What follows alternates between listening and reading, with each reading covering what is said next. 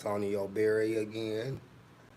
Remember to tune in, hit the like button, the like button, and subscribe, and ask me anything that you want to ask me. I'm not afraid to answer no questions. Ask me whatever you like to. Now I want to talk about me growing up as my childhood and what I've been through. It wasn't easy because I was the only one. I was the one. I was the different one, different from everybody else. Um, I had a lot of special needs. Had a lot of special needs and medical problems that I still do to this day. Growing up, I was very sheltered. I did not want to interact, although I did, but when I interact with them, it just, something inside me just felt like not normal. You're not normal like the other kids. Well, you don't do the other kids, and growing up, it was very hard. Being called everything from slow mo to retarded, normal, deformed. You don't belong here. Waste of time. Um, I mean, being talked about my sexuality, faggot. You a little faggot. You a punk. Have to whoop your ass for that, and just a whole lot of stuff I had to deal with, and I had to deal with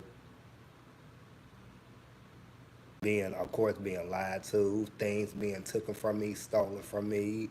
Um, Life was a living hell. It wasn't easy coming up, and especially going to school. I'd be getting into the most fights at school because people would say stuff about me that I didn't like. Well, you walk a certain way. Well, how come you walk that way?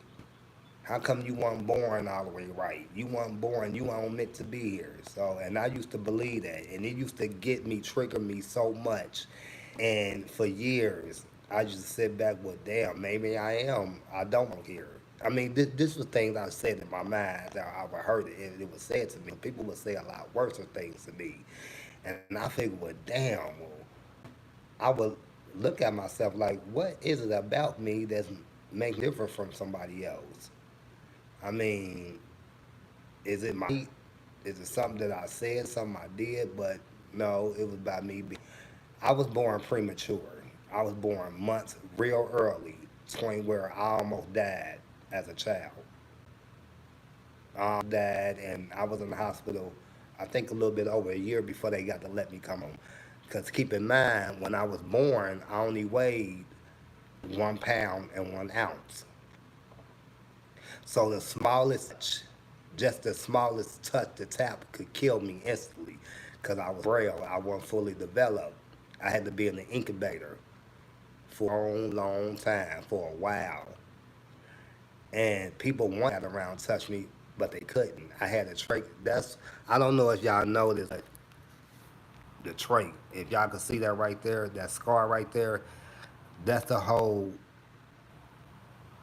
that's the scar from my neck because I had a tracheotomy, a trach.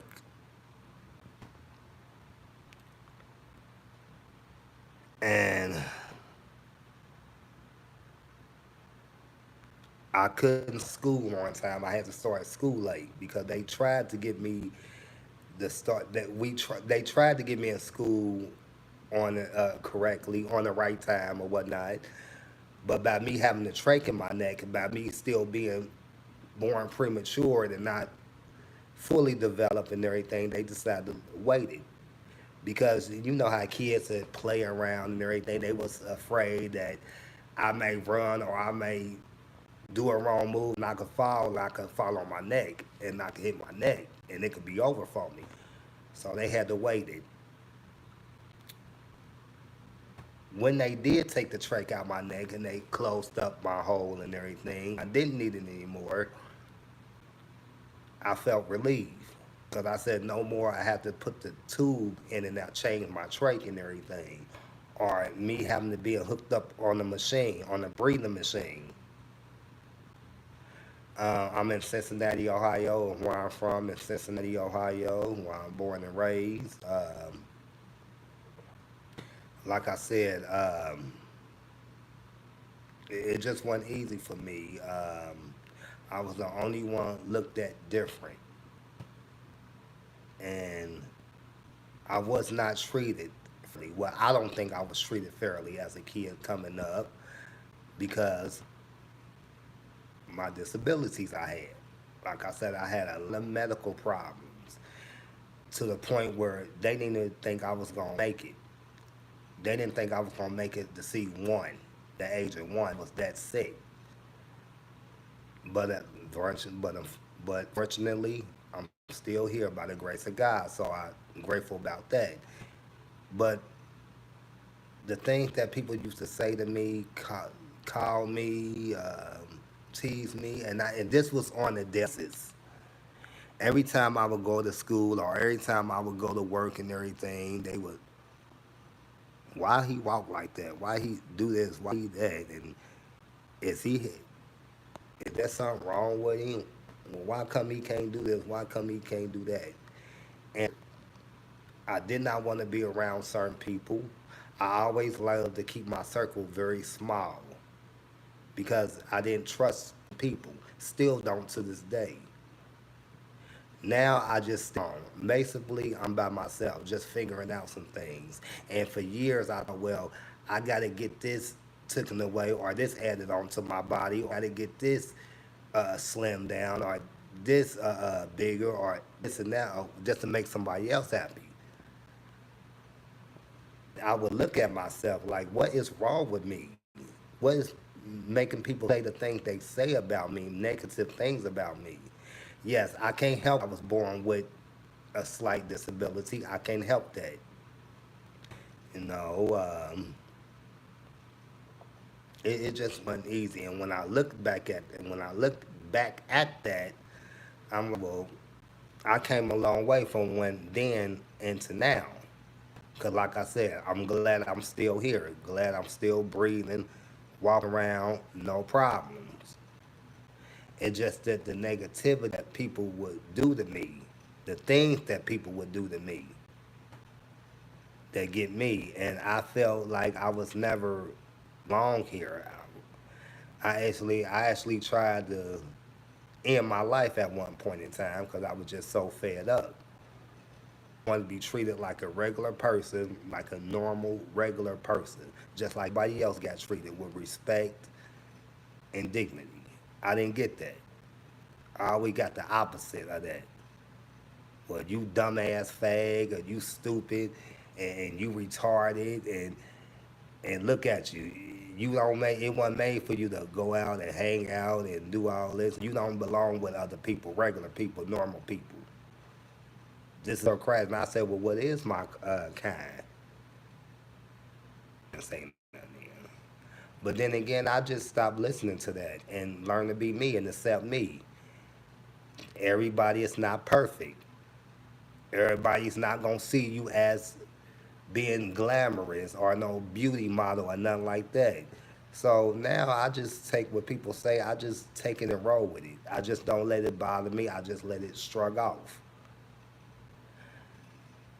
Basically, what I'm saying and I'm saying this to everybody that's struggling with with depression, low self-esteem, anything, continue be you. Don't stop changing for nobody. Be happy with you. You don't have to please somebody else by doing this or doing that. If that person can't accept you for who you are and the way you are, then that was never a friend. They was never intended to be your friend or boyfriend or girlfriend or whatever. You got to be true to you. You got to be looking out and protected and thinking about you. You come first and nobody else. And I want everybody to remember that. It, and again, for anybody that's struggling, whether it's with weight, depression, self-esteem, any of that, all you got to do is just take it to the man, and he will fix it. Cause that's what I do. Just talk to him. He there 24/7, nonstop. Will listen. And he will send you signals. He'll give you signs and signals. That's his way of talking to you. So that's why I want everybody to think about you, do what's right for you, do what's make you happy, do what's make you feel good. And when that, trust me, you'll feel a whole lot better. You won't care nobody else have to think or nobody else have to say, because you know and what you truly is and what you about and what you can and can't do and your capability is and what you're not. So for somebody else to walk up and to say, well, you're this, you that, I don't listen at that because they don't know me. Only I know me. I know what I can and can't do. I know what makes me happy, what don't make me happy. All that. So just be good to you. Be kind and be true to you and treat yourself with respect, dignity, and everything. And trust me, you'll go a whole lot farther. But the thing that I want to get out to everybody is just learn to love you. It's everybody out here is struggling with whether you struggling with some kind of addiction, like I said, struggling with self-esteem, depression, all that. Just continue being you. Don't stop being you. And don't switch up for nobody. Keep being you. That's the only way that fits. The only way that fits is to be you and not for nobody else. See, you gotta live. I'm gonna tell y'all where the problems come in at when they go outside your jurisdiction and try to live for somebody else or try to be for somebody else. See, that's where you have problems because you're not really pleasing yourself. You're not happy with yourself. Deep down, you know this ain't what you want. This ain't what you should be doing. But you're doing it to please that person. You can't do that. You gotta please you. You come first and nobody else. To the next video, y'all take care, be humble, bless, and stay out of trouble.